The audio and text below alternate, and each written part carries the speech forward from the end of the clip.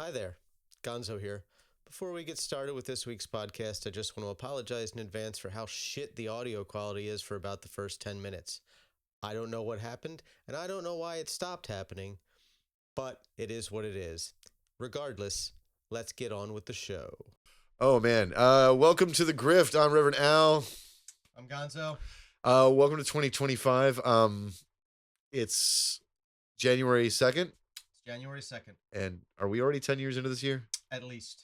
Jesus Christ. The more they fabricate, the easier it is to sell souls. There is a new price on freedom, so buy into it while supplies last. Changes need to be made. No more curbside baggage. 7 p.m. curfew. Racial profiling will continue with less bitching. We've unified over who to kill, so until I find more relevant scripture to quote, remember, our God is bigger, stronger, smarter, and much wealthier. So wave those flags with pride, especially the white part. We're selling addictive 24-hour candlelight vigils in TVs. Freedom will be defended at the cost of civil liberties. The viewers are glued to television screens, stuck, cause lots of things seem too sick. I use opportunities to pluck heartstrings for theme music. I show you which culture. So, Oh, yeah. yeah. It's been an interesting 48 hours. Well, we should address the fact that we haven't done the show in 2 weeks, so it's been an interesting 2 weeks. Yeah, A lot has happened in the last 2 weeks. I'm, We took off for Christmas, because why not? yeah, Not that either of us particularly care about Christmas, but everybody else does and the whole world does, so fuck it. yeah, and we had It's a good time for a break. shit going on. It was a weird Yeah, week. There's a lot going on. Yeah. So, my God. Oh boy. Getting into the news, we got infighting between Elon and Trump's close allies again. We've got that spiraling into the right fighting each other over immigration and H1B visas. That's Elon having a total mental breakdown and renaming himself Kekius Maximus because apparently it's 4chan and 2017 again. yeah. That's healthy. After the Adrian Dittman saga. That he is still using the Adrian Dittman sock account to praise himself as a father and argue with people about how cool Elon Musk is. He's still using it. For those who didn't catch it, he's got this sock account. It's blue checked and everything, because again, none of that matters anymore. Nothing matters. Nothing means anything anymore. No. Welcome to 2025. Yeah. And so this Adrian Dittman account has been praising the shit out of him. To him, often, telling him what a good father he is. Right. And Constantly. how lucky his children are to have him. And then as all of their a father. sudden, Dittman is in this Twitter Spaces conversation. Arguing about H-1B visas. Yep. And then suddenly gets frustrated and someone turns off their voice mod and it's Elon. And he just starts yelling at people about how wrong they are and how fucking stupid they are. Right. And so And then he starts banning people who are making fun of him on Twitter for doing it. that's And they're all on the right. It's all people like Laura Loomer yeah. and MAGA diehards. The entire movement is eating itself, which I knew would happen. Right? I thought they'd make it to even 2025, maybe inauguration day. I didn't think in mid-December the wheels would already be falling off the flaming Cybertruck. But they are. And the weird thing is Laura Loomer making a really good point about like how these tech bros just want slave labor and that's why they like these visas. It was what? Yeah. I mean, she wasn't wrong. I disagree with her about everything else with immigration, but that one point. So that was that. Then we had New Year's and Jimmy Carter. Jimmy Carter, Jimmy Carter, who is the only president in my lifetime, and I can only speak to my lifetime, who did anything productive or useful or beneficial for humanity after he left office. Now, there's a lot of people who talk a lot of shit about his time in office. I don't think all of that is fair. No. I do not think that if you look back at his record and his time in the presidency, that he was the unmitigated disaster that everybody just sort of acts as if he was. Right. But you cannot deny that post-presidency, he was more beneficial to humanity than anyone who has held the office in the modern era. Absolutely. I want to get into Jimmy Carter here for a second, because honestly, slightly a fanboy. I'm not usually one to idolize politicians, but the guy was a genuinely good man after he got out of office. And so I want to say that, one, the similarities between him and Biden's presidency are fascinating, in that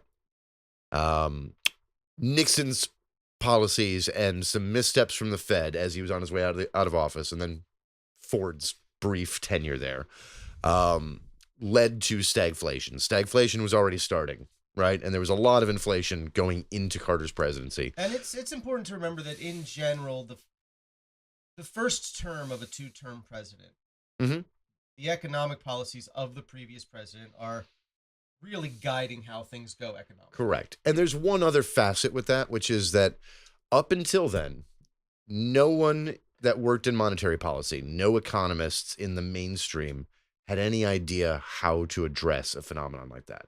It just hadn't happened yet. It hadn't been expected. There was one economist that was fairly famous that had written about the idea of it decades before. It was a guy named Mikhail Kalecki, a Marxist in Poland, right? In a paper called Political Aspects of Full Employment, right? That was it. Nobody had ever thought about how to address stagflation. It wasn't a thing. And then all of a sudden, Paul Volcker comes around, who was hired by Carter, right? And that's where we get to a series of changes that eventually lead to the decrease of stagflation, right?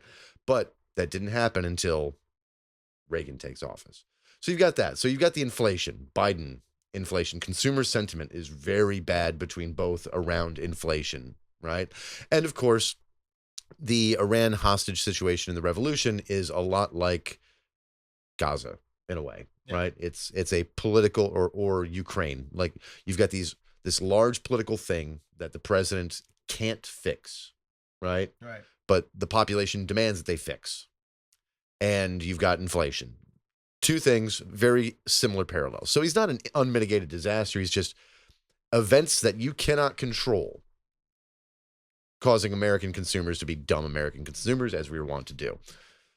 We are very bad at accepting that the rest of the world exists. Yeah. We don't think about that on a daily basis. We don't think about how things that happen in other parts of the world directly impact us here. Right. In terms of, especially, you look at the problems with inflation at the beginning of Biden's term. The global supply chain had completely collapsed because of COVID. We don't talk about COVID. We act like that didn't fucking happen. Yeah. Like there wasn't a pandemic that shut down the entire goddamn world for a full fucking calendar year. It's like it didn't exist. And we dumped $2 trillion into stimulus to float our economy on the government credit card. That's inflationary. Just, it's fine. Yeah, because it's necessary inflation. But would you prefer 12% unemployment? That's the question. Would you prefer that one out of every 10 people lose their job? Because those are the trade-offs, right? Slightly higher prices 2 years later, or does everybody lose their job? Meanwhile, Germany was suffering double our inflation. Japan, for the first time, was in an inflationary period. Like, it was a global phenomenon. Right. And we actually got through it way better than everybody else. So, I get it. American consumers, you're fucking stupid. But hey. There's not really much else you can say about that. Yeah. But on top of that, I want to say one more thing about Jimmy Carter. The guinea worm. The guinea worm. Tell us about the guinea worm. So, Jimmy Carter in 1986 decided that he really, really hated this disease. It's a parasite that was blinding like 3 to 4 million children a year. And, in these countries that were riddled with poverty, lots of people were dying from it, because being unable to see in a country where you have no income, it's problematic. Yeah. This year, 2020, or this last year now, 2024, there were 7 cases. He worked to eradicate a disease through mitigation, social change, and a series of policies to eradicate one of the most brutal parasitic infections in the world. And it was blinding millions of children. And it's gone now because Jimmy Carter. Between that and him building 4,390 Habitat for Humanity homes. 4,390. He was still swinging a hammer at 92. Yep. That's good on you. He was the best of us. And I aspire to be even half as good a human being. what else have we seen from former presidents? Reagan became a non-entity because he was already in these. He was mush. He was mush. He was already in the early to mid stages of Alzheimer's. Yeah. So he was basically not even around anymore. He died years before 2004 when he finally died. HW didn't do anything. He did some minor elder statesman stuff and a couple of like negotiated like trade things. Went to Texas and waited to die, which he eventually did. Yeah. Clinton. Big charity, which was mostly just for him to have clout and be influential around the world. I mean, Clinton Global Initiative did a lot of good things because it was like the largest charity in the world for a little while there. But at the same time, it was mostly just a clout influence peddling operation. Like, Yeah. It did some good. It also was just for his ego. Yeah.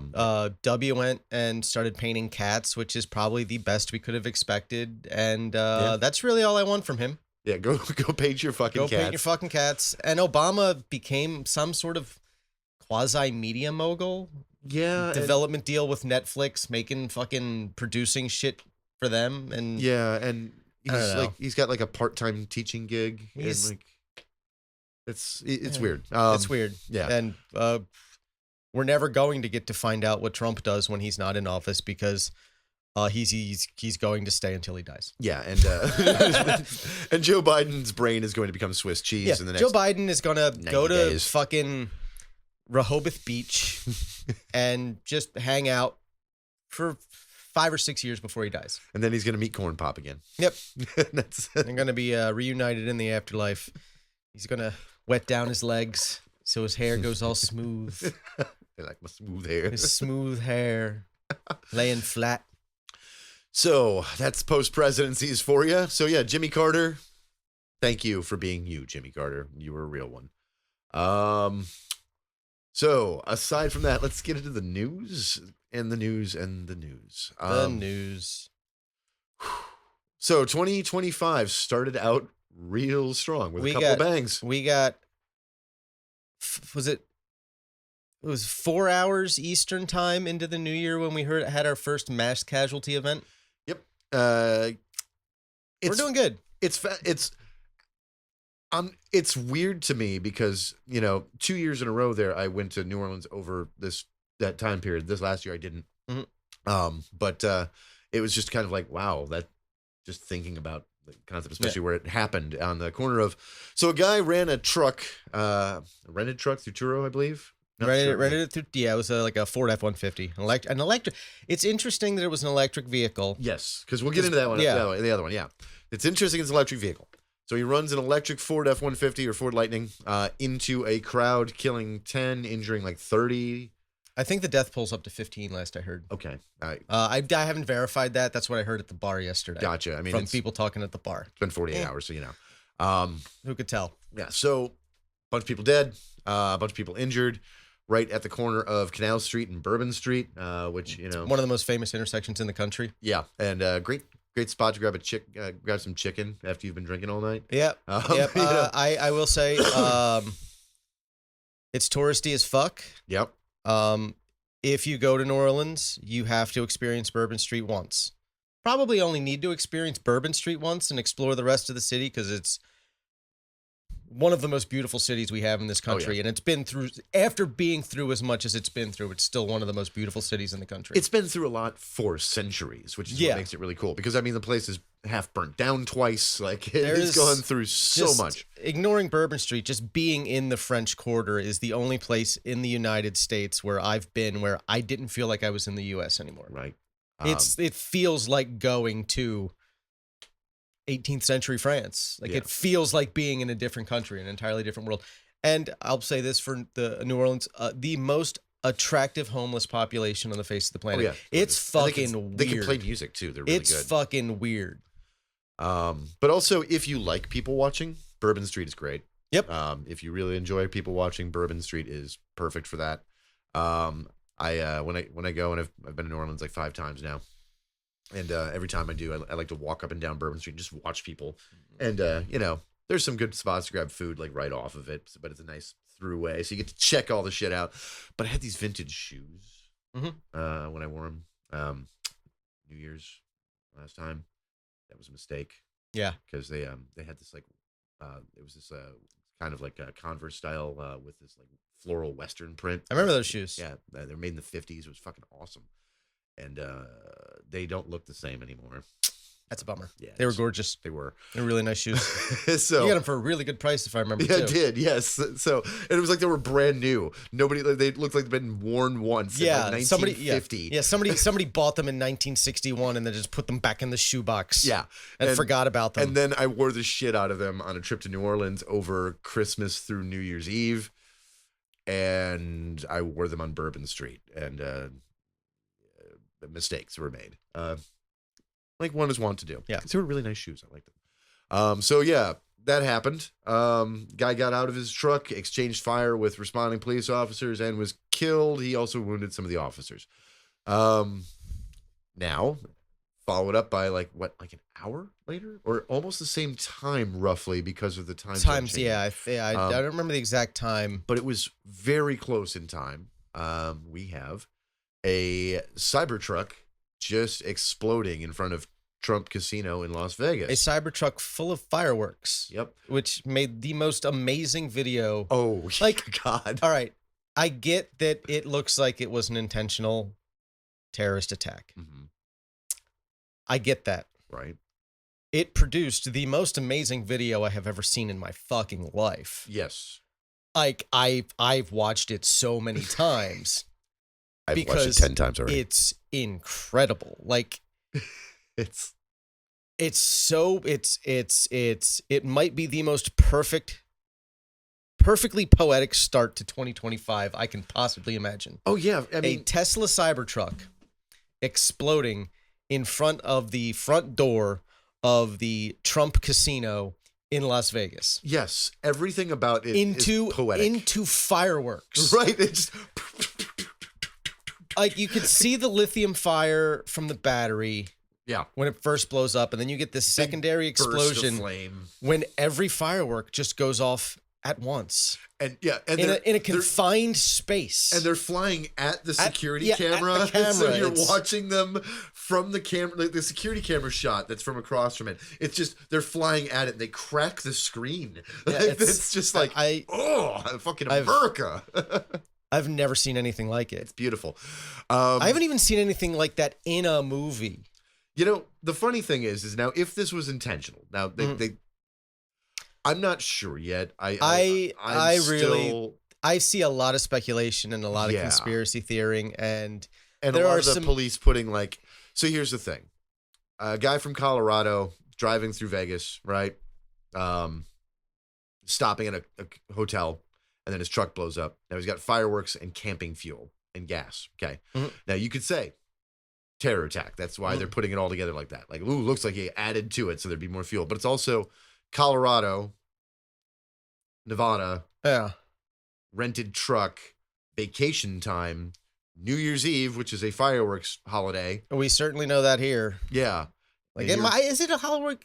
Is it a fireworks holiday here? I mean, everywhere. I know it is here. I know it is here. It's also a gunfire holiday here. That's true. I heard a lot of gunfire. When I've lived in other parts of the country, the Midwest, not so much, but there's always a few people who do it, and I think they're from other parts of the country. I think in warm states where fireworks are available relatively year-round. We didn't do it in Maryland. Fair, yeah. Minnesota, Wisconsin, you really didn't see it, but there were always like a couple people who did, and so I always assumed that they were people from out of state, right? You know what I mean? That makes sense. We definitely didn't do it in Maryland, and one of my neighbors was a volunteer firefighter at our fire department. It is in Louisiana, by the way. When we did do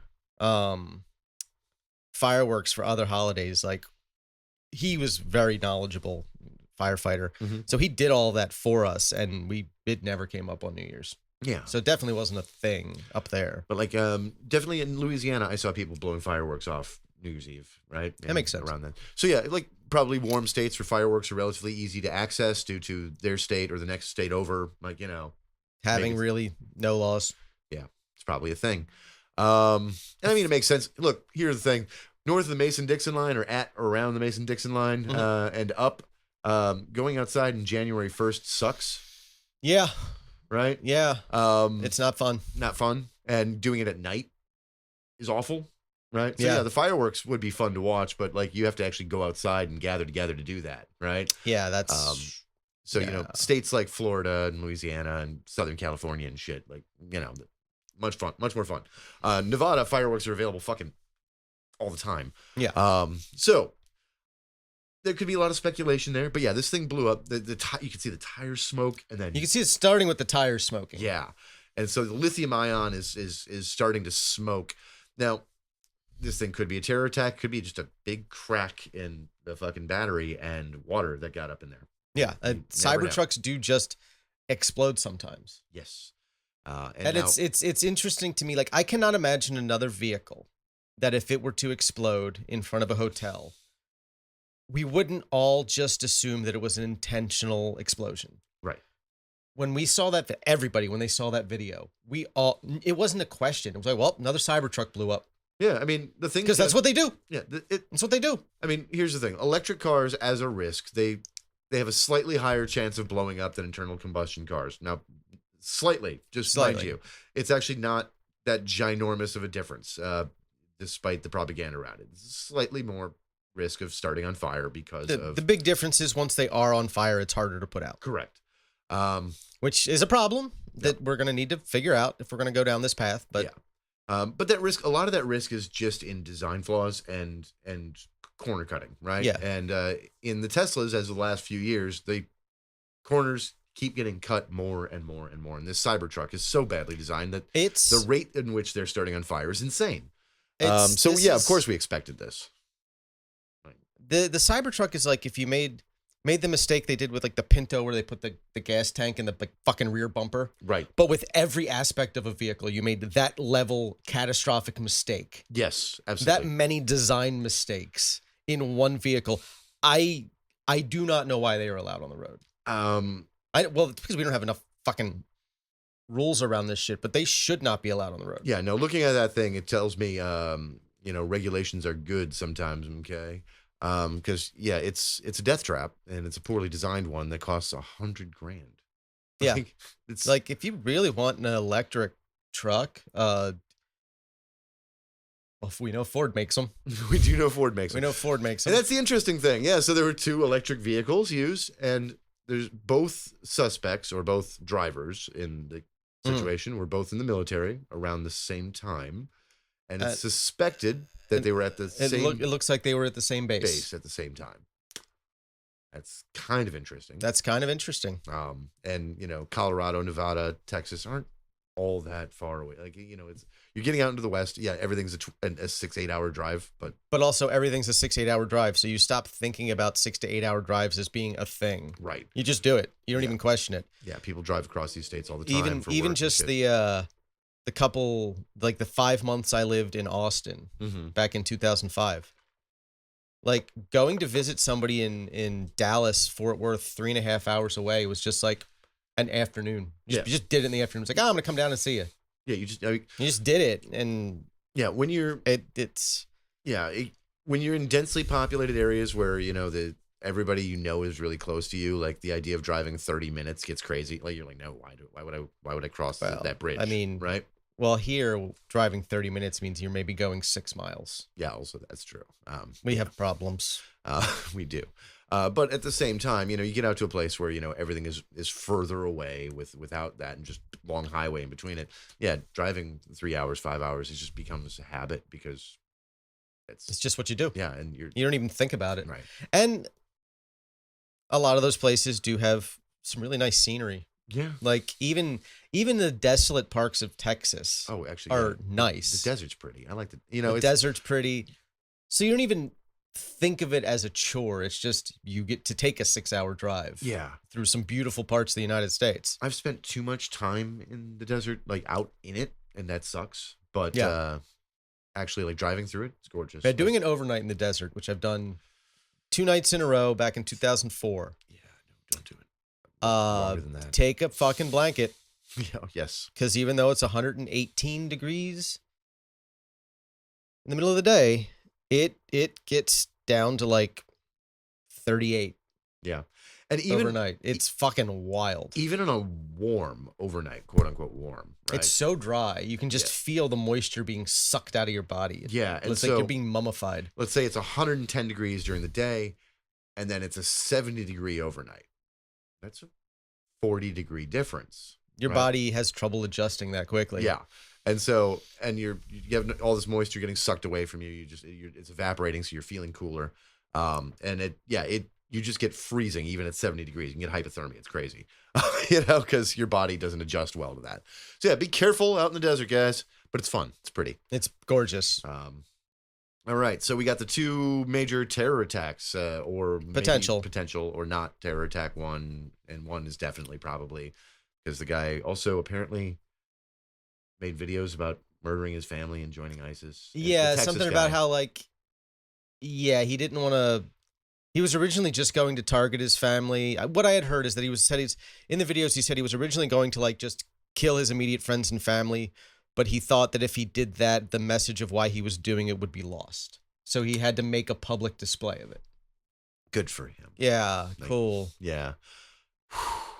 Guys, don't It's always the fucking converts, man. Yeah, the converts are crazy. It's always. Or people who recommit. It's never like somebody who's just like, oh, I've been this religion my whole life. They're usually normal people. For the most, yeah, regardless of the religion. Yeah, they're usually pretty normal people. It's a rare few that are kind of ultra extreme, unless they grew up in a really extreme situation, even if parts of the Middle East where it's always war torn. Even if you look at our radical Christian nationalist extremists. Oh yeah, nearly. Almost, they weren't raised to be that. No. They became that when they, were fucking... 15 to 25. Yeah. Or a little bit later sometimes, but yeah, it's when they're in their young... When they were born again, they became fucking rampaging assholes about it. Made it all our goddamn problems. The ones that found Catholicism are the worst. Oh, the neo-tradcath, fucking weirdo, fucking monarchist dipshits. Yeah, they all found Catholicism, and then they're the bishop of some ass fucking part of the world and fucking 200 years ago said that women can't do blah blah blah, and everybody else is let's just feed the hungry, every other normal Catholic. Let's feed the fucking poor. Yeah, if you look at the most socialist adjacent religious movements in the history of the world have been Catholic. Yeah, for obvious reasons. They got some fucked up dogma. Mm-hmm. Always have. Right. But as far as poverty, they've been better at it than most. Right. In Catholicism, one of the core things that they learned early on was it was a big tenet of the baseline of Catholicism is imitatus Christi, imitate the life of Christ, right? Feed the hungry, feed the poor, be charitable. Yeah. Those are the basics. And don't do it for reward. Right. Do it because it's the right thing to do. Yeah. Now, American Christianity and American Catholicism have not read any part of that book at all whatsoever. They don't seem to understand bullshit because they suck. They do. They do. Yeah. You're welcome, rest of the world. We made Christianity worse. And it was already so bad. So 2,000 years, and we said we can fuck this up better. Yeah. Always working towards perfection. Always working towards perfecting being a goddamn asshole. Yeah. So, what else do we have in the news? There's so much. There's so much. We get the new Congress sworn in tomorrow. Yeah. But there might be a speaker fight? There will probably be a speaker fight. If they're smart, and I know who we're talking about, they will just make Johnson speaker, whether they like him or not. Mm-hmm. They will get through the certification on Monday because they have to have a speaker to call the House into session before they can certify the election, and they have to do that Monday on the 6th. Right. And then somebody, if they don't like him and they're not happy with him, they can do a no confidence vote and replace him. Yeah, they could do that. They could do that. That would be that's almost definitely not what they're going to do. Yeah, that would be the right thing to do. That'd be the strategic thing to do. Yeah. These people are incapable of strategic thought. They're fucking lunatics. He can afford to lose a total of 1 vote. Right. He's already lost Thomas Massey. So every other Republican in the incoming caucus has to vote for him to be speaker, or he's not speaker. It's beautiful, but also, wow. He might have to beg Democrats to help get him over the hump. Which would then guarantee if as soon as they got through the certification, he'd be ousted as speaker. Yeah. He's fucked. Yeah. It couldn't happen to a nicer guy. Yeah. Well, at least he's got he and his son check in on what porn they're watching. It's good to have a buddy. That's porn accountability. You need somebody to talk to about your porn habits. Right. So that's going to be a mess because, yeah, we've got a big speaker bid. And there's no one in the wings waiting to take his place. No. They don't have a second option. It's just not going to be him sooner rather than later. One way or another, he's not going to stay the speaker for long if he becomes speaker again. And they have no one. Did you see Joe Biden decided he was going to piss off Trump a little bit by giving Liz Cheney the Presidential Citizen? No, I didn't see that. Yeah, this is the Presidential Citizens Medal for her good citizenship. Nice. That's I did see, and I approve of this. I did see that of the 40 people who were still sitting on federal death row, who Trump was very gung-ho about executing as quickly as possible. Yep. 37 of those 40 had their sentences commuted to life without parole. Absolutely. And that is a good move that I support. Yep. We oppose the death penalty here at the Grift. We are pro-assassination of the oligarchs, anti-death penalty by the state. Well, I don't trust the state to do it. Right. We know with absolute certainty that innocent people have been executed in the United States. Yes. Too many people have been exonerated through DNA, since we've had that as a tool, who were on death row for it not to have happened. It is statistically impossible. And we know of cases where it is most likely that they should have been exonerated before they were executed, but the evidence just wasn't made available. We know of cases where all of the evidence says that they didn't do it, but the Supreme Court is just like, nah, we don't want to fucking hear it. Yeah. Right? We have way too high a percentage of people who have been exonerated by later evidence that have been sitting on death row. Yeah. Anything above 1% is scary, but when you're getting into the double digits, it's terrifying. And some states have had double digits in their numbers. That is wrong. That is horrifying, because that means that a thing you didn't do is going to cost you your life by the state. I can fully understand the moral belief that someone can commit an act so heinous they no longer deserve to live. Sure. I understand that. I understand that intellectually and emotionally and morally. Mm-hmm. I understand all 3 of those points. I do not trust the state to make that decision. Here's the thing. It's that simple. That my opposition to the death penalty is I don't trust the state to get it right, because I know they haven't. Fast. There are some wild edge cases where you could say, oh, this is an easy one, right? Guy confessed, has the victim's DNA in their stomach. Yeah. Right. Has a freezer full of heads. Yeah. Right. Photographic evidence, videotaped it. Right. But hands down, no question, beyond an unreasonable doubt. Right. Not even a reasonable doubt, just it would be insane for this person to be innocent. And those people almost always take a plea deal to avoid the death penalty. They do, don't they? They will just, nope, I'll just spend the rest of my life in prison. It's fine. Yep. And so, you know what? If that guy is like, now you can go ahead and kill me, sure. Yeah. Right?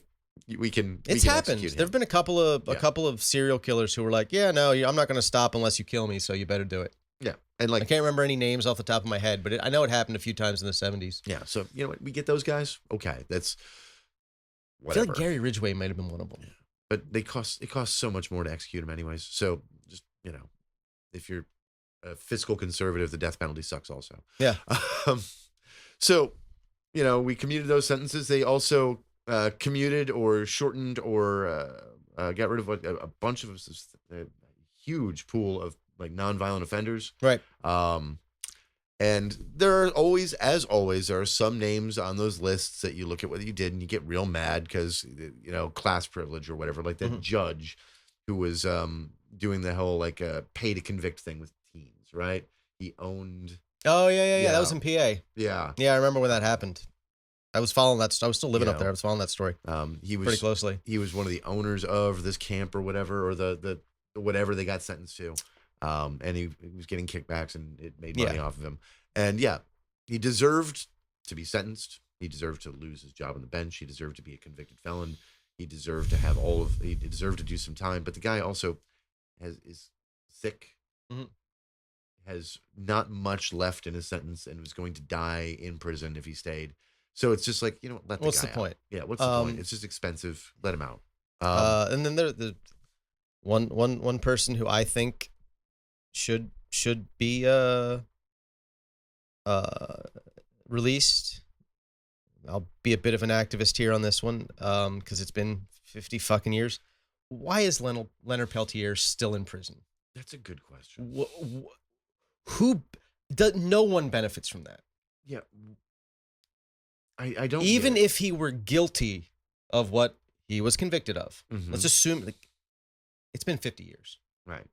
He's an old dying man Yeah. with multiple health problems, who's obviously not a threat to anyone in the outside world. Yeah, and that's something you guys out there should think about, is the morality of what there is a strong impulse towards vengeance within our justice system and within people. We have it. It's there. Like that idea that retribution solves a problem or creates some kind of divine justice. Right. But it's not true. And you got to ask yourself, what does incarceration solve? What does keeping someone incarcerated solve? What are we actually trying to accomplish? Now, sure, some people deserve to be punished a bit for what they've done. Yeah. Absolutely. But the goal should always be to mitigate harm to society, actually deter the crime, and Rehabilitate if at all possible. rehabilitate. Exactly.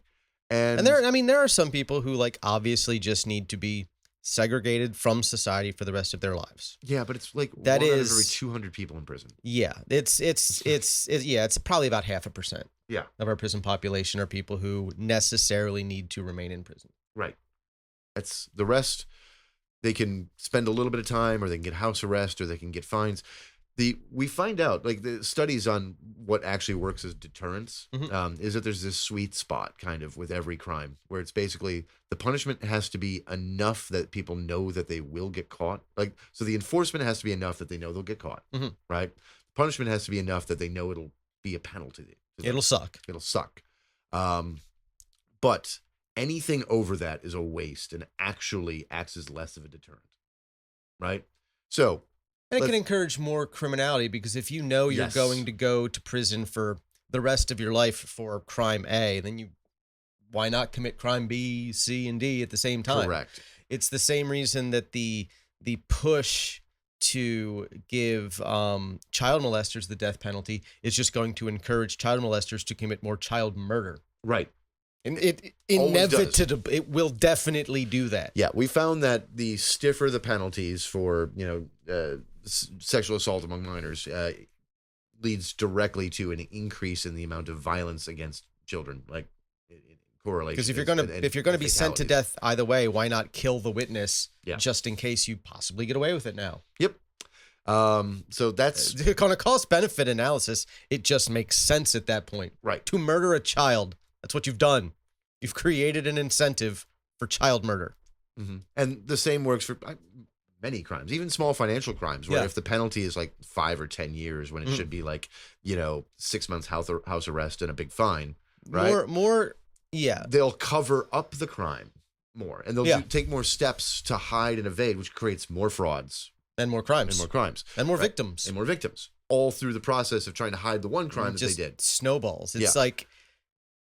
it's like if you tell one dumb lie that you didn't need to tell, Mm-hmm. you have to remember that lie. And then most likely create other lies to back up the lie that you created. Yep. And So- before you know it, you've got this massive fake story you have to keep track of. And you slip up once and you're getting caught. Yep. So the more retributive and tough on crime our system is, actually the more incentive there is to break laws. It's fascinating. And it does, as you can see, we have the most incarcerated population in the world that isn't, a dictatorship. Per capita and by numbers. Yep. Like raw numbers. Raw numbers and per capita, it's insane. There are countries that have 3 times as many people as us and fewer prisoners. Yep. 2 of them. Because there's only 2 countries with way more people than us, but still. It's nuts.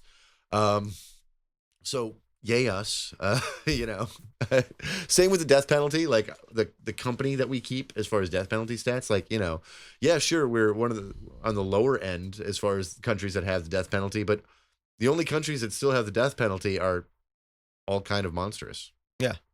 We're the only like non-brutal dictatorship. There are countries that we would look at as brutal regimes that don't have the death penalty. Yep.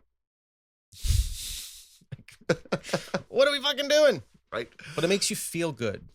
It makes you feel good. And that's the most important thing about the criminal justice system, is that it makes you personally, you the viewer, you the feel reader good. of the newspaper or the watcher of the nightly news, you need to feel good because somebody that you've never met 3 states over in another city did some shit, and you have to feel good about it. That's our justice system. If you think about that for 3 seconds, Like, it's ridiculous. It's absolutely absurd. Yeah. So that's the world in which we live here in America. Speaking of America, America's going to get cold. America is going to get cold. It's going to get freakishly cold here, allegedly. We'll see. I think that one model that said we're going to get down into the 20s is an outlier. And I'm hoping so, because otherwise, like an iguana, I'm going to fall out of a tree and just collapse on the sidewalk. I think we'll probably get down into the upper 30s. Okay, I'm going to. I think we'll get down in the upper 30s, but like it's going to be 19 degrees in Orlando. I'll be surprised if that actually happens. If this happens, I will be. I'll have to close the windows. Yeah, I'll be frozen on the sidewalk like an iguana. I'll have to wear long pants and close the windows. I'm a damn lizard. I know it. Yeah, you will have to. You never wear long pants. It's going to be weird. I still won't wear them to work. It's too fucking hot. I'm too much running around. I love the shorts and a battle jacket. Always in a battle jacket, because that extra layer. Yeah, you need that extra layer. But shorts, always with the shorts. It's a look. It's you. I only get too warm from the waist down. That's fair. All right. Don't know why. It's usually the opposite with me. It's Yep. like from the waist down. Yeah. All right. So yeah, it's going to get freakishly cold across the country, even down in Florida. And that's going to be fun. Watch people freak out in places where it doesn't usually get cold, but where it gets a little cold, but they don't usually get like really cold and snowy. All right. This is a tangent that I want to just bring up. People are losing their goddamn minds about too many things that are just normal lately. Mm-hmm. It started with the drones in New Jersey, but now like for like the last 4 or 5 days, and this has been particularly prevalent on TikTok, people are fucking taking videos of the fog and losing their goddamn minds because it's foggy. They're talking about how it's smart dust with nanoparticles that have been released by the government to surveil us. It's fog. It's fucking fog. It happens. Especially if you live on the water, which is where all the fucking fog videos are coming from. It's like, look, there's fog in Daytona. Well, no fucking shit. The air temperature is different from the fucking water temperature, and you end up with fog. It rolled in 15 minutes. That's what fucking fog does. Oh, God. That's what fog does. It rolls in 15 minutes, and it's like, holy shit, this is foggy. That's wild. And then it goes away because it's fog. It's fog, guys. I know he's freaking out here, but I can't with these people. I just can't. And this is something that can't. cuts across all ideological lines. I know, but I can't with these people. Like, I just fucking read a goddamn book. like I'm begging you, people, read any goddamn book. we are two idiots sitting here in a green screen behind us, like, and we know this. Like, anybody, you could just read something. It's Like, fucking fog. This need for everything to be a nefarious conspiracy at all times is making us stupider and more polarized and less capable of actually facing real fucking problems like climate change and potentially the goddamn bird flu. Yeah. Which I'm going to say it, if the bird flu goes human to human, we are beyond fucked. Yes. Because this fucker has a 50% mortality rate. We have not experienced that since the fucking Black Death. But looks like we wanna. That's where we're at right now, and that's terrifying. Like, we are scrapping and eliminating and politically stressing over the mitigation systems that we had for diseases, and we're going to gut that part of our government, and it's going to be stupid. I was just earlier today, I was reading about how flu cases tend to be worse around like major population centers just because Right. there's more people. But Louisiana is absolutely off the charts right now. And Louisiana is off the charts because the state specifically told the state health department to not recommend people get flu vaccines. Don't do that. Don't recommend flu shots during flu season this year. They were specifically told not to recommend flu shots. That's The health department. that is grossly negligent. And now they have this, and the one of the few like really serious cases of avian flu we've had was in New Orleans. Yep.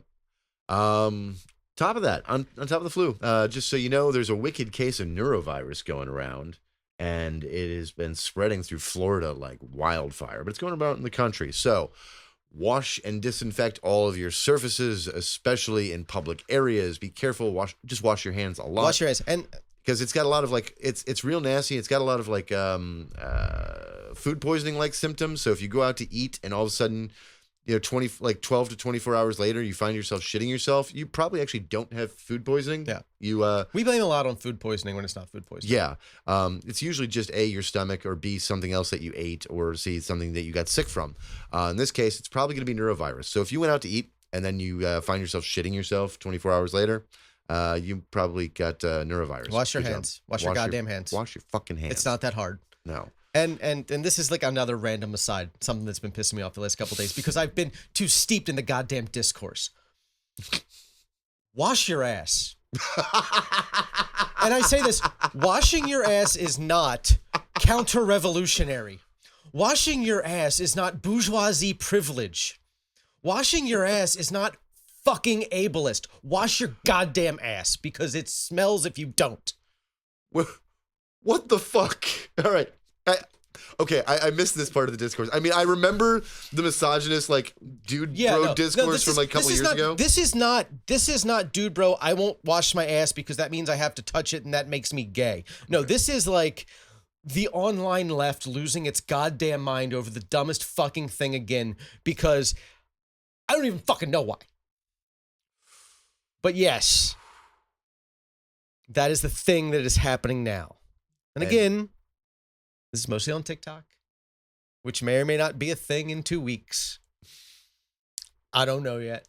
We'll find out on the 10th. But, yeah, wash your ass. Hi, There's cat. a cat. Hello, cat. Greg's making an appearance because he has to be fucking in the way. Get off the goddamn pig. Come on. Well, there went that segment. Bet we're leaving Special that in. guest appearance. Wow. I bet we're leaving. You that never in. cut the cat out. Never. You can't. No. You can't go without pussy. No. Pussy sells. Pussy sells. So, this is the stupidest thing I think I've heard in a while, and I hear so many stupid things every day. But thank you for sharing that one with me. I don't wash washing my ass would be a counter-revolutionary attack against Like, the and obviously, class like, solidarity that I have. if you have some sort of physical disability that prevents you from showering on your own, obviously this doesn't apply to you. You have systems in place to take care of these things. Yeah. If that's not the case, Yeah. and you're saying that it's privilege to wash your ass, how are you on the internet? Like, if you're on the internet saying dumb shit, Mhm. you should be able to have access to washing your fucking ass. Yeah, I actually want to. All right. To the everything is ableism crowd in the left, go fuck yourself. Seriously. Y'all need to shut the fuck up. Absolutely, positively, shut your fucking mouths, okay? Not everything is ableism. And some things that are a little bit ableist are fucking necessary. Like, because if you can do a thing, fucking do a thing, even if it's a little bit difficult. Even if it's a little bit hard. If it's a little bit hard for you to go through society and go through life and maintain a job or wash your ass or fucking, brush your teeth or whatever the case may be, if it's a little bit hard, fucking do it. All right? Just grow the fuck up and do it. I saw someone online today, something that I think sums this up very well. It's like, he said, people don't hate leftists. They hate 20-year-olds at their computer. Yeah. And look, I know you haven't lived life yet. Mm-hmm. And I know things are hard. It's not easy being 20 years old right now. It's not easy Never being has been. in college right now. It's not easy looking at the future right now. I understand why you doomer spiral. But you have to stop. Yeah. You have to stop for yourself and for everyone else, because nothing is going to get better if you're just attacking people who would be your allies over things like them saying that you should shower. Yeah. And I'm going to say being 20 has never been easy. No. Never. Not once in the history of being 20. In fact, it's probably technically easier today to be 20 than 20 used to be middle age. Yeah, 20 used to be middle age. And aside from 20 having once been middle aged, yeah, the entire cast of Cheers, except for like two people, were younger than me By a decade. Yeah. I'm like the same age as Wilford Brimley when Cocoon was. Well, and now you're younger. Wilford Brimley was 51 when he made Cocoon. I thought he was 48. No, he was one of the younger ones in the cast, but like they were all in their like the early 50s. Okay, but yeah, like just saying. But he did have the diabetes. The diabetes, but just saying, we are living longer. We're healthier. We are looking younger. We have more assets, more money, more stuff, and yes, but being 20 without a college degree in fucking 1970 meant you were going to be doing a manual labor job and probably dying at it by 45. Welcome to life. Yeah, like that's so. Yeah, don't doomer, because guess what? Shit's been worse. Gonna be worse. Could be worse. Like, just live. You gotta live well. You gotta lean into the absurdism. Yes. You just gotta. Oh, shit's gonna get worse. It's gonna get weirder. You just gotta lean into the weird. Mm-hmm.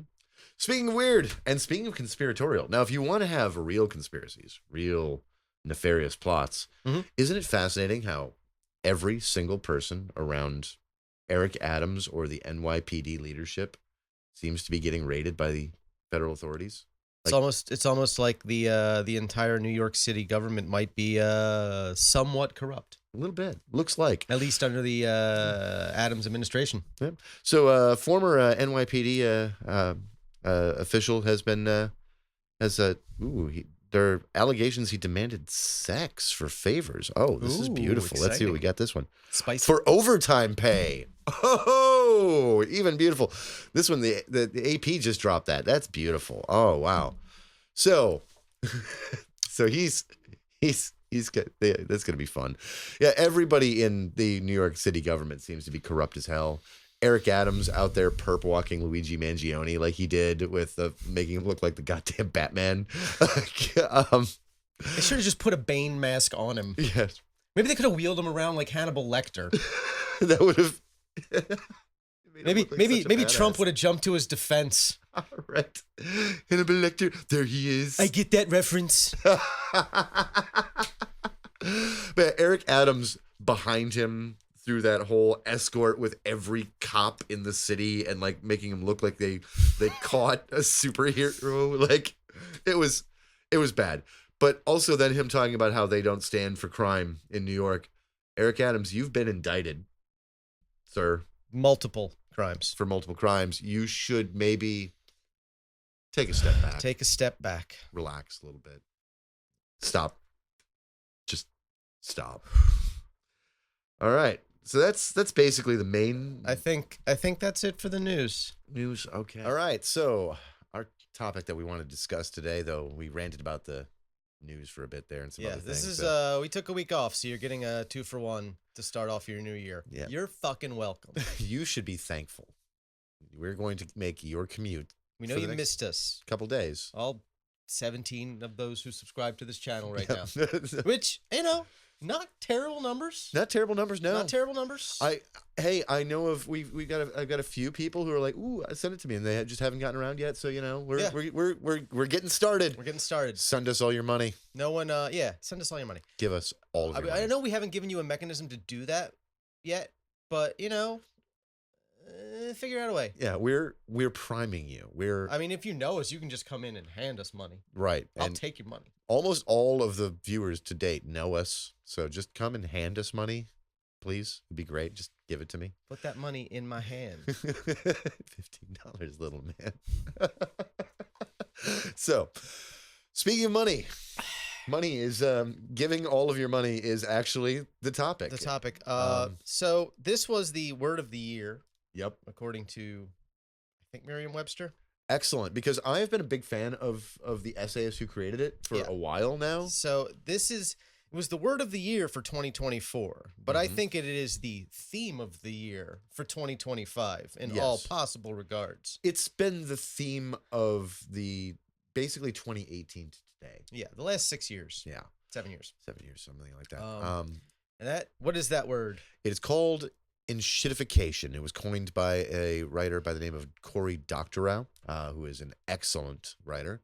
And what it means is that it's a process by which something, usually a social media site, it starts out as very useful for its users. Right. It's user-based. It's very centered on its users. And then over time, because it's got a profit motive, it becomes more focused on its business users. Right. Starts giving them business tools at the expense of the user experience. Correct. Until eventually, even the business users are getting fucked over for other concerns to make more money. Correct. And I know you've dealt with this directly on Facebook because you use Facebook for marketing. Correct. Yep. I've been using it for marketing for 7 years now.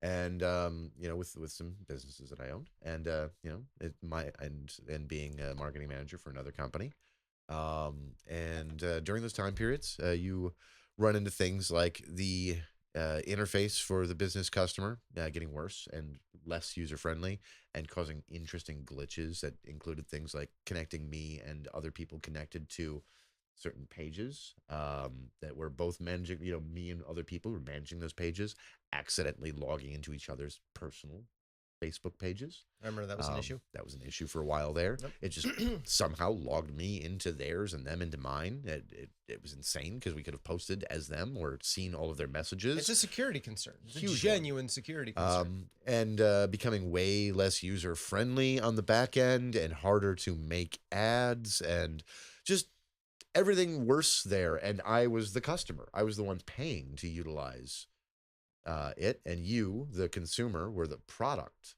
right? That's the thing people didn't realize about social media from the get-go. You've always been the product. Yep. It's your data, Your data. and your existence as a user. Those two things make you the product. And I was one of the customers. And as one of the customers for these companies, my experience at first was pretty good-ish, right? I'd already been, a little bit late to the game, so to speak, from the great days of it. But it kept getting worse. And the same with Google. And Google search is damn near useless at this point. It is, because it's mostly just ads and the filtered top stuff. And It's sponsored results and AI generated responses.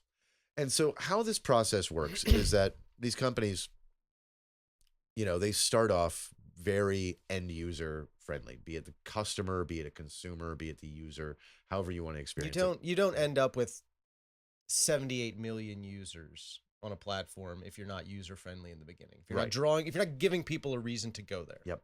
Now, once you're locked in, then it goes to their partners, their business partners, the advertisers, the sponsors, the sellers, if it's Amazon, right? And that's where they shift their focus. And over time, then they start squeezing them. And they either squeeze them out and make the experience worse for them, or they take over that space, right? And they start competing against their customers, right? Amazon is great at that.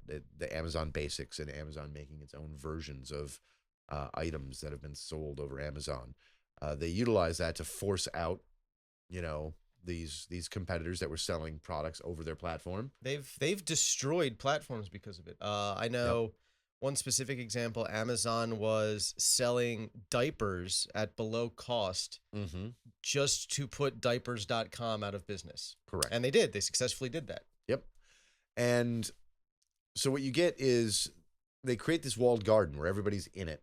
And it's now the thing you're going to be using. Your credit card is tied to it. Your identity's tied to it. All your friends are on it. Think about the number of other sites you sign into through your Facebook login. Yep. So many or of them. Google. Right? All this integration between different platforms. Yep. And it's all integration between just a handful of platforms because they've forced out all this other competition. So now that you're inside the walled garden, now they've got you. And they can keep squeezing you and keep nudging you in different directions. And so some great stories around that. Let's go with the Meta one first. Okay. Where do you want to start with Meta? Ooh, the most recent. Most recent one? Okay. That's a good one. So Meta has been getting worse over the years. Oh, yeah. It started with them buying up their competition in ways that should have probably been stopped by the FTC. Yep. Meta should not have been allowed to buy Instagram. They should not have been allowed to buy WhatsApp. Right. They should not be able to own. You shouldn't be able to own multiple social media platforms. Probably not. No. I think that's a really simple antitrust concept. I think most people would agree on. Right. And the user experience has definitely been getting worse. They have used the algorithm to push rage bait more than anything else. Thanks, Myanmar. But their next big plan, and this could be something that actually really drives people away from social media in general. Like this could be something that harms the idea of social media as a thing, which I'm ambivalent about because I hate social media in so many ways for so many reasons. Even though I love it so much. But it is an unbelievably useful tool at the same time. It's this double-edged sword of things that I both love and hate. But they have this plan. They are going to start flooding Instagram and Facebook in particular, and probably Threads too, although I feel like that's still kind of an afterthought, even though they have a massive user base that doesn't use it. Right. Nobody uses it. With AI bots to drive engagement with real people. So it's already bad enough that the bot accounts on Instagram in particular is the number of bots that I get messages from and follows from and likes from every day. Bots and scammers, so many of the two. It's already a fucking hassle. Right.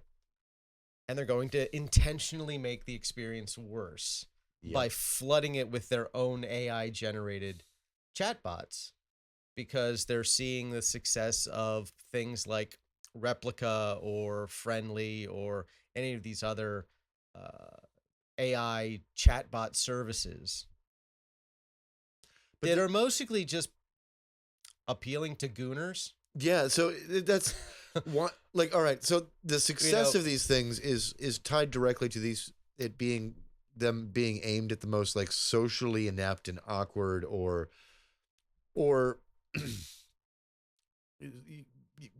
fucking goobs and some kind of normalish people whose lives are like really stressful and They like just get wrapped up into it. There was a kid who committed suicide yeah, over a chatbot right, and not too long ago. and so He was like 15.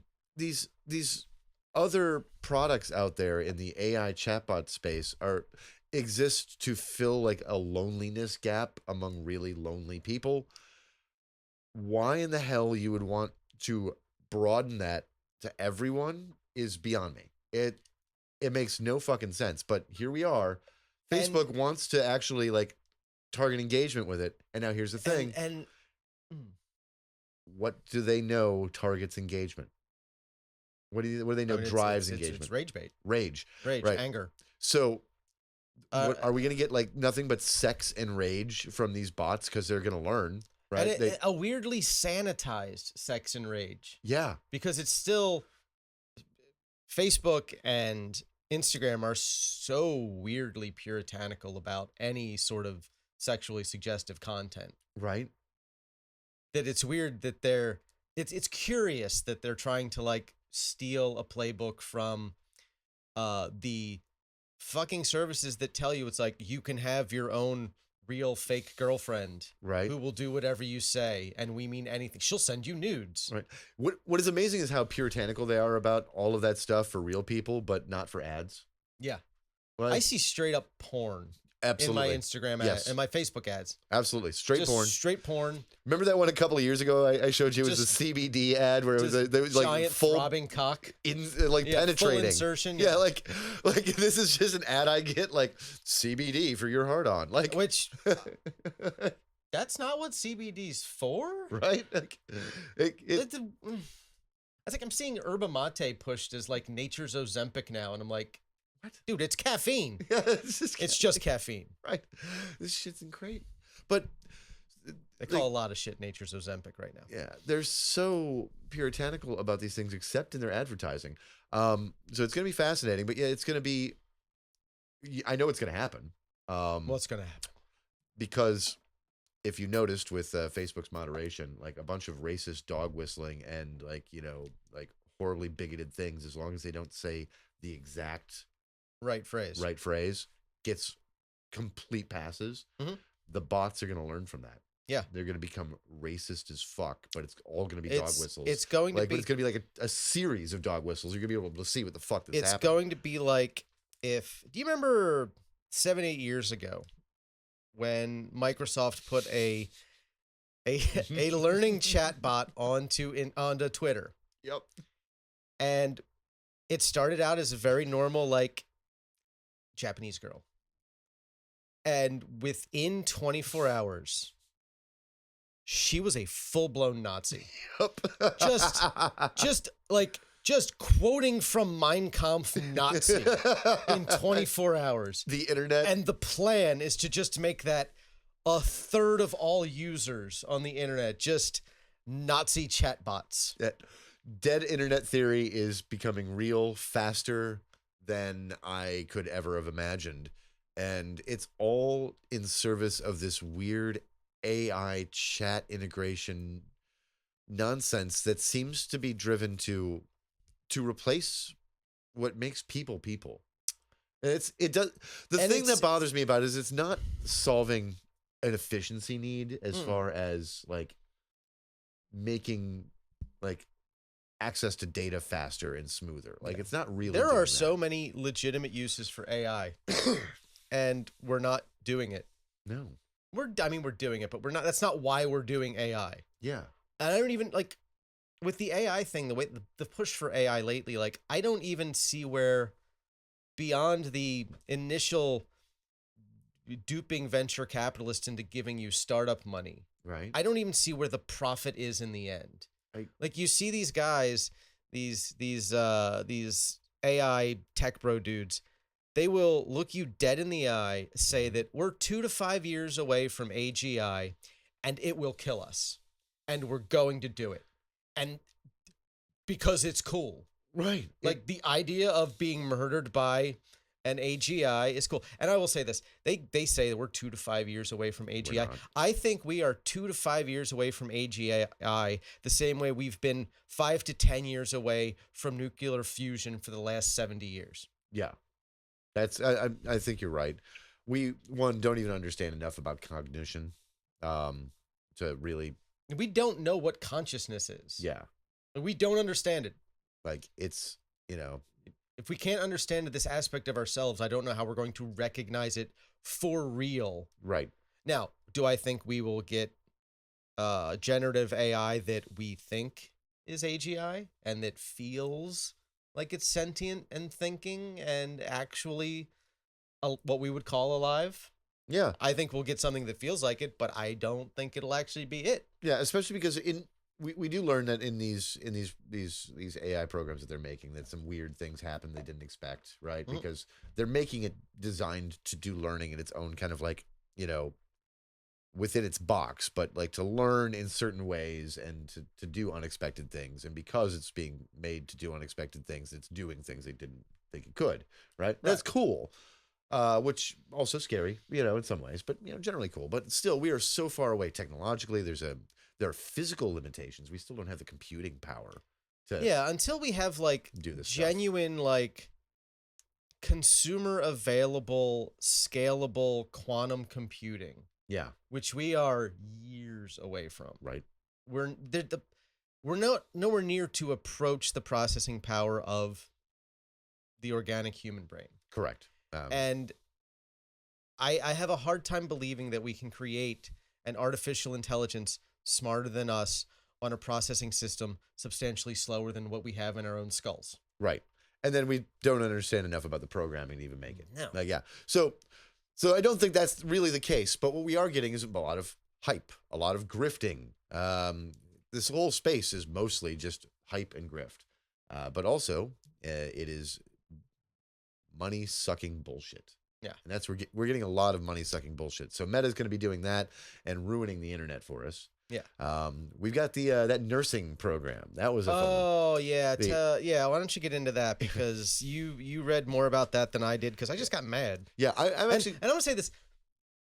I have a lot of very complex feelings about nurses. Right. Like, as people. I worked in a hospital for 7 years. I had a lot of bad experiences with a lot of nurses. I saw some shit that would make you never want to actually go into a hospital. Beyond, like, the fear of hospitals, like, I've seen some shit. This horrifies me on behalf of nurses. All right. What you're about to talk about.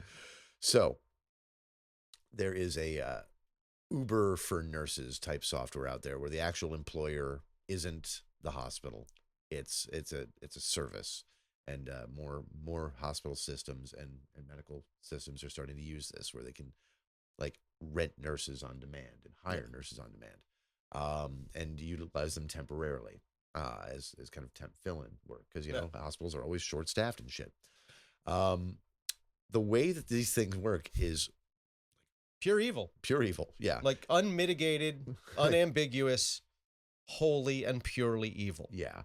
One of the things, obviously, is that it's designed to like nickel and dime the nurses themselves, and like really kind of make their scheduling and their time really difficult, because you've got to, like Uber, you've got to be signed into the app and ready to work when these things pop up, right? Which you're basically on call 24 hours a day, 7 days a week for the entirety of your life, right? Or the entirety of your time using the app. Yeah. So that's kind of one of the fucking gross things about it. But what's worse is no, this is where it gets really fucking evil. Dark. I'm not going to go too far into this, because I just, my brain can't go there. But here's how it functions. They pull data on their users, on you, the nurse out there.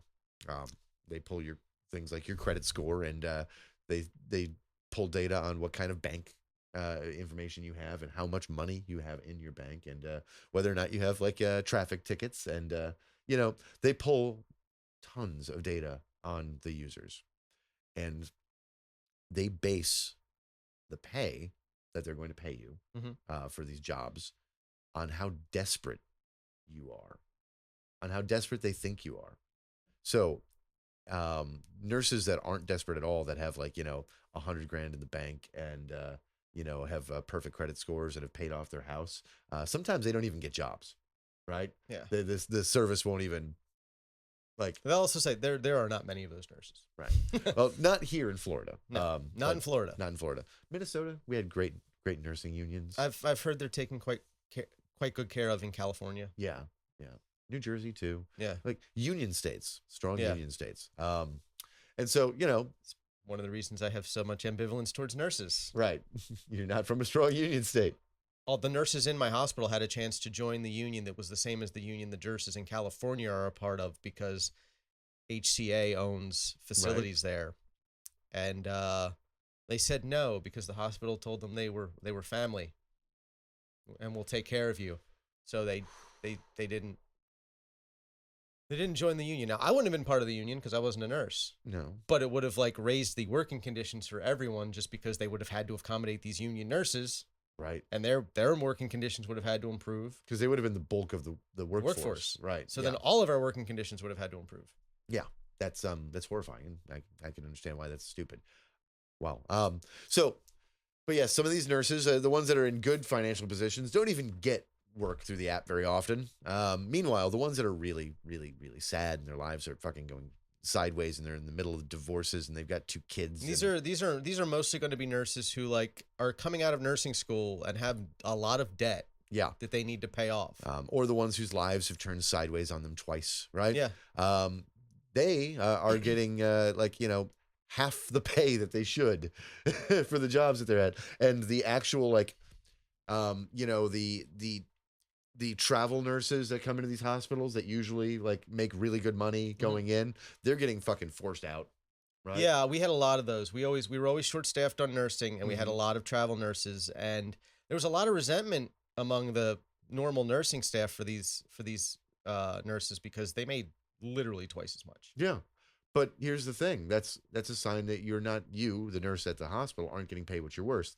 What this is doing is it's basically killing the travel nurse side of the industry, where some people realize what they're worth and are demanding it and not getting tied to some hospital, right? And instead they go from hospital to hospital to fucking fill in their gaps. Right. So it's killing that part of the industry, and it's creating a whole cast of desperate, low credit nurses that are going to take even 20-30% less than what the hospital pays the regular nurses there, right? They're going to get paid way less than that, and they're going to get nickel and dime, and they're going to have to pay fees through this app. And it tracks their time, and it tracks their locations. It's horrifying.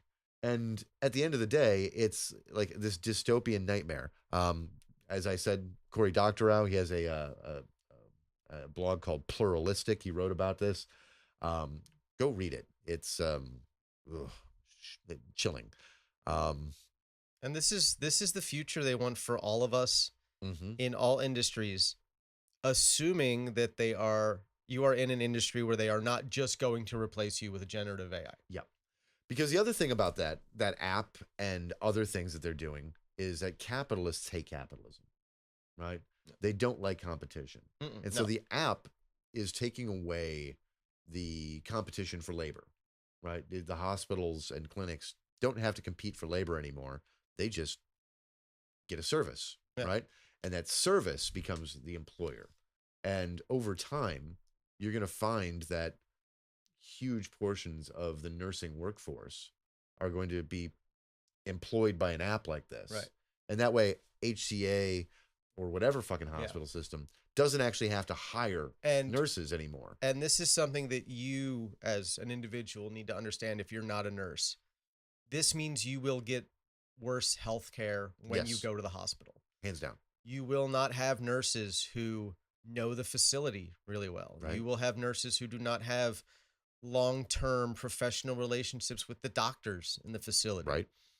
There will be a constant learning curve where no one will ever really fully know what's going on, and that is going to impact your healthcare outcomes. Yep. And just remember the economics of these people. They are desperate, stressed, right, and underpaid. Do you really want people who are desperate, stressed, and underpaid treating you all the time. And taking care of your health. And nurses in general, to begin with, are not compensated as well as they should be. Definitely not here. I don't know about otherwhere, but like, I know what a nurse with several years experience made at the hospital I worked at. And it was less than I make now by a substantial amount. And you I tea at a bar. sell tea at a bar. Yeah. I don't work as many hours. So like they are probably taking home the same amount of money as me. Right. But what I make in 30 hours a week, they make in 45 or 50. That's yeah. And they have to touch piss and shit and blood and every other fluid a human body can produce daily. There's a lot of them. There's a lot more than you think. Especially when bacteria get involved. And the smells. Oof. If you've never smelled sepsis, I envy you deeply. Because I wasn't even in a patient care role. Right. And I smelled some shit. I'm sure. But they plan to do this with all of the economy. They're going to start, they're slowly, look at the cases of lawyers fucking up with ChatGPT because they don't want to hire associates anymore. Yeah. So law firms are utilizing, these chatbots more and more often, and then they're making huge mistakes. And we're creating a situation where we have an entire generation of high school and college age students right now who can barely read and cannot write and can't even like research things if they don't do it through ChatGPT, which will just give you misinformation. Yep. It'll just be wrong because it doesn't have any way to vet information. It just has a data set that it regurgitates.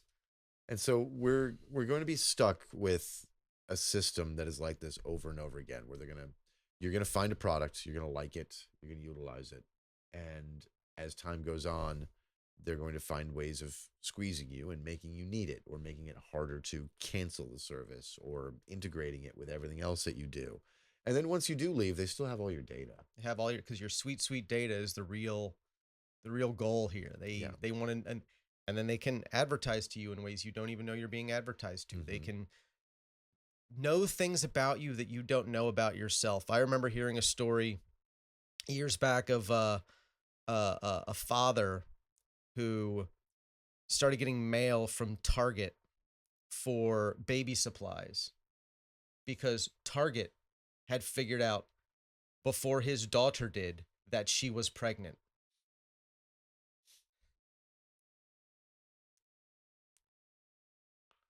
And this was like 8 or 9 years ago.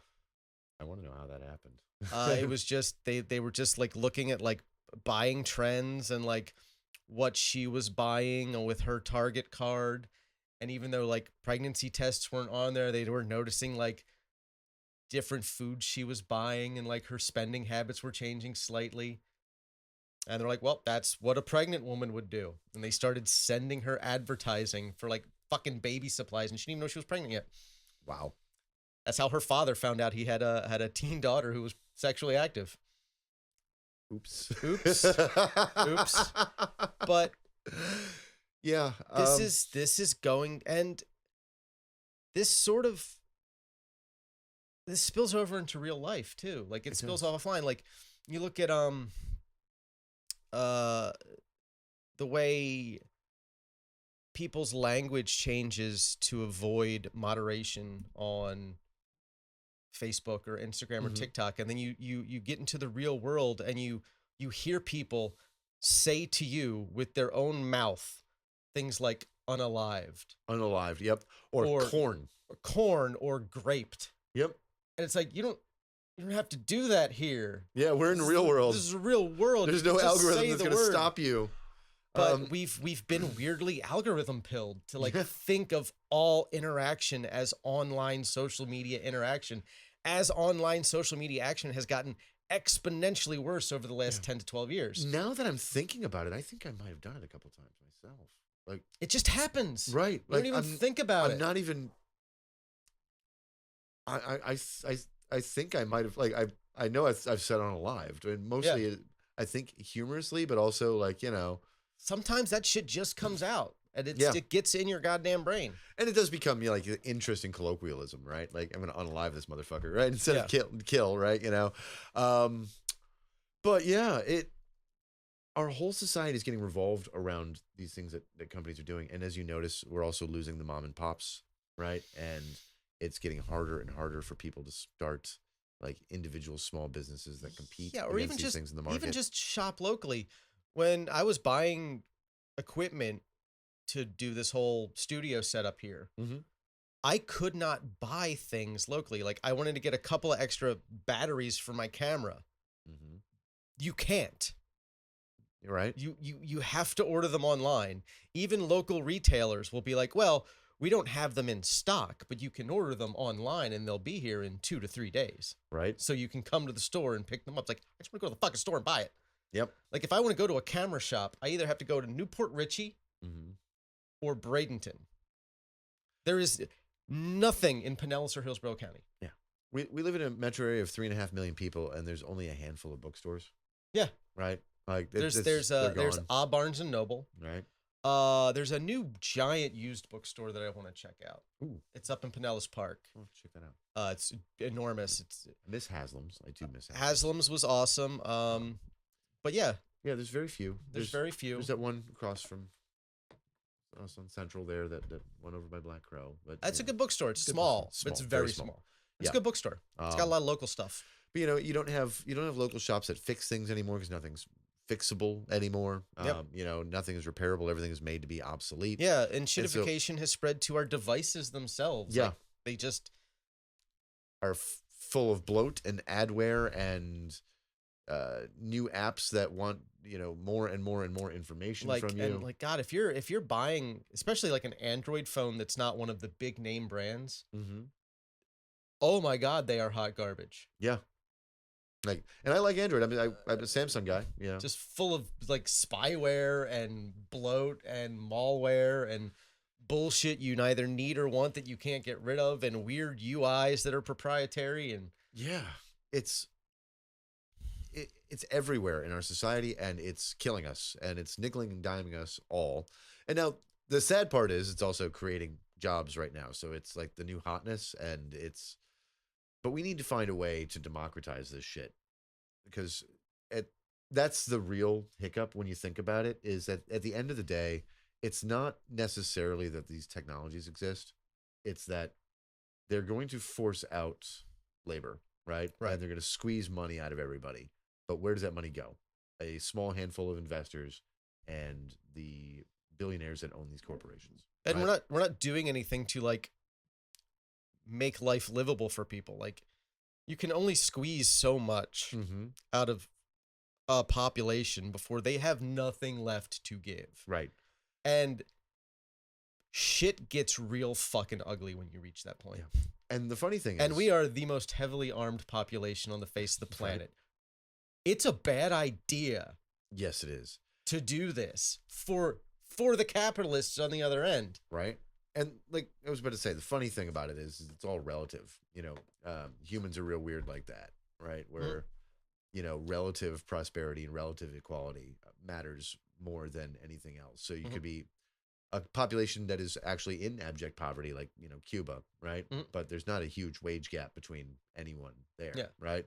And they're actually more satisfied with their standard of living than the average American is, even though we have hundreds of times more wealth per person Right. everywhere in this country and more stuff. And you go, why? But we don't have like our housing guaranteed. Yes. We don't have like enough food to survive guaranteed. Right. It's also just actually looking at these assholes who own mega yachts and opening up your TikTok and seeing people driving Bugattis. Yeah. My right? favorite is the yacht that has a yacht inside of it. The Yeah. nested like Matryoshka doll knot yachts. That's Bezos there. Yeah. Yeah.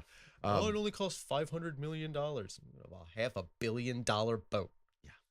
But Think of the implications. right. But the problem is we see these things, right? And then we look at our own lives and we get dissatisfied, right? And now, you know, again, got a nice jacket, I'm drinking my tea, I drive a car, life is okay. But, you know, deep down inside my monkey brain, right? I look at those assholes and I fucking hate them. And I realize that they're squeezing us, Mhm. right? And I hate them more. Right. And that's across our entire population. Yeah. Right? So we've got a heavily armed population that is actually comfortable, right? Right. But sees themselves as relatively insecure. Mhm. And that is a powder keg. Yeah. Because they also have the means and access to information, right? Mm. In order to turn trucks into bombs and start shooting people in populated areas if they Right. so choose to. Yeah. Right? Like our population easily has access to that capability, and they are also getting more and more frustrated with the way that the world works. Right. That's not good. I mean, that's why the outcome of the last election is what it was. Yes. If you want to understand how someone as abjectly and obviously deranged and incompetent Mm-hmm. and narcissistic as Trump wins an election, it's because that's how desperate people feel. Right. Even though technically they had more money, more comfort than they ever had, right? Lowest unemployment, highest median Mhm. median real income, which means after and inflation. most of the problems that are most of the economic problems that we do face in our day-to-day lives are because of local and state decisions. Yeah. Where you live. Like, you want to be mad at somebody, be mad at your city. Your state governments have far more impact on your daily life than the federal government ever could or will. Right. And that's where it really is. We should focus our anger, but with this powder keg of a world that we're living in, I don't expect things to change. I expect them to squeeze us. No, we're gonna take it out on each other, Yeah. and the people doing it to us are just going to get away with it for a lot longer than they should. Yeah. Because we'll take it out on each other, and they'll see the safety in us turning our anger at one another. Mm-hmm. And it's not to say that there aren't people worth being angry out there. I hate a lot of motherfuckers. Oh yeah, tons. I am angry at a lot of motherfuckers, and I Many. will happily be angry at them. About But I also know that, like, they're not the ones directly causing the problem. about a third of the They're people a we bet symptom. on, we hated. About a third of the people we bet on this year we hated. Yeah, it was just wish fulfillment. Yeah. Right. Yeah. For those who don't know, we have a death pool with some friends for 2025. We're real optimistic. We're degenerates. So, I think that's a good place to end this one. You Yeah. think? Yeah, I don't know where else we could go without just rehashing the same Things that we hate. things that I mean, I like talking about what I hate, Yeah. Same. but at a certain point, it's not healthy. You're right. You gotta It's not healthy. gotta and learn to move on. That's why I'm planning on starting my own second channel where I just talk about things I like. Oh wow. Yeah. Just going to be stuff I like, mostly music. Okay. I got this whole idea in my head. Unfortunately, I only like hating things. I really like music. I know you do. It makes me really happy. It does. Me too. I mean, It's the only thing over the last 45 years that has consistently only brought me joy. musicians, on the other hand. Yeah. Yeah. Sorry, I just had to do that to you. Yeah. I got some thoughts. You went from very happy to Yeah. Fuck, man. Goddamn. All right. Reading recommendations. You got Reading one? recommendations. This time I'm not going to recommend a specific work. I'm going to recommend a specific writer. Okay. Because literally anything you pick up of this guy, from short stories, novels, his huge amount of poetry, Mm-hmm. it's good. Okay. You're going to enjoy it. And that's Richard Brautigan. Okay. I don't know if you're familiar with him. I'm not. I've actually got a book on the shelf if you want to give him a look. I got a Okay. couple on there. He wrote most in the 70s and 80s. Mm-hmm. A lot of he's very folksy, Mm-hmm. like especially like Western folksiness. Okay. Probably my favorite novel of his is probably Dreaming of Babylon, which is a like a neo-noir about a detective who sometimes disassociates and finds himself living a second life in ancient Babylon Okay. while he's trying to investigate a crime. That's But his writing is beautiful. His stories are always fun. Sometimes they're bleak, but they're always fun. And his poetry is just fucking killer. Excellent. So Nice. he's a writer I recommend in general that people should check out because he's known among reading circles, like people who read a lot know him and are familiar with his work, but he doesn't Mhm. have the level of mainstream familiarity that I think that he deserves. Excellent. For a guy who shotgun blasted his face off after a bad divorce. That'll do it to you. That'll do it to you. Trust me. So, my reading list, I mean, obviously, the author that we talked about earlier, Cory Doctorow, read his shit. But he's got his original essay on Ensh ttification is wonderful. Yep, he's got some books out there too. He's got a lot of books. Yeah. Now he's been looking forward to how do we fix Ensh ttification? How do Yes. we de-shittificate? Right, and I look forward to reading Yeah. his ideas and thoughts on that. But actually, no, I was looking at your bookshelf, and that to go with that, actually, a great novel sitting right there that talks about that alienation that we feel as a society that leads us to want to destroy everything. Mhm. Fight Club. Fight Club. It's actually a short read. It's a really good read. You can read it in about the amount of time it takes to watch the movie. Yeah, It's quick. It's snappy. It's not about how cool it would be if dudes just punched each other. it is not. That no. is the exact opposite of what it's about. Yes, it is. Yeah. But it really it does touch on that like alienation of our society and how men in our society don't feel connected to like the way everything kind of works. And Right. the only way we feel we can be connected is through violence. Right. And And we're not.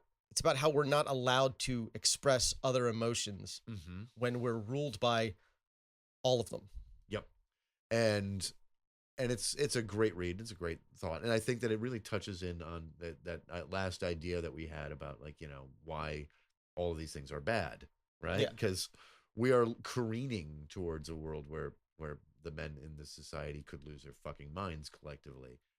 And that's not good for anybody. No. It's not good for them. It's not good for us. Mhm. It's certainly not good for any woman walking the face of the planet. Yeah.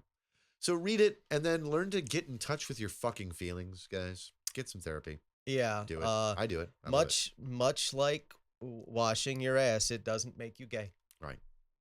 Yeah. Sometimes you do need to respond with violence. Those times are very rare. They are. I've ever actually had to physically attack anyone. Well,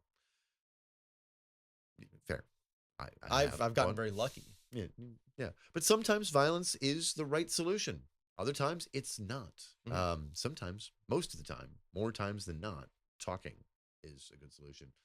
Checking your own ego and setting aside your feelings and trying to understand the other person and getting some empathy, right? And so reading about, why the alienation in our society leads us to expressing our emotions through violence and how consumerism is like strangling like men in particular, but humans in general, because we're not actually designed Yeah, and for this. I think the is good. consumerism. One of the reasons I think the consumerism does like ruin men in a way that I don't think they realize is happening is the way we have been inundated with the idea from culture that like men have to be the provider. Right. It's this patriarchal men are the head of the household traditionalist nonsense. When you couple that with a system that basically makes it impossible for you to be able to provide, Right. you end up with a lot of anger and a lot of alienation, and you end up with a populace that you can convince to do some really fucking horrible things without any effort at all. Lots and lots of men, especially online when you read it, are resentful about things like how the spending in dating is uneven, right? How the expectations that it's harder to get women if you don't have a good job or a good income, or if you do have a family, that it's harder and harder for the man to do his role because he has to buy more and more things, and his children keep wanting this and that and the other thing. Yeah. And I can empathize with that because yes, if we're being socialized and trained that we have to be these providers that provide most of the financial and security support for our partners or our significant others or our families, and then we're getting squeezed, Mhm. we're going to I mean, yeah. I mean, what does it do to you psychologically when you feel obligated to financially support other people and you can't even completely financially support yourself as an individual? right. No matter how hard you work, no matter how much time you put in, no matter how much you struggle, it's still impossible to pay rent by yourself, Mm-hmm. pay for your food all by yourself, take care of all your expenses by yourself. Like, Right. it's essentially impossible for all but a very small number of people to be completely self-sufficient. Yeah. And as men, when you're taught that you have to be that plus take care of an entire family of people by yourself, Mm-hmm.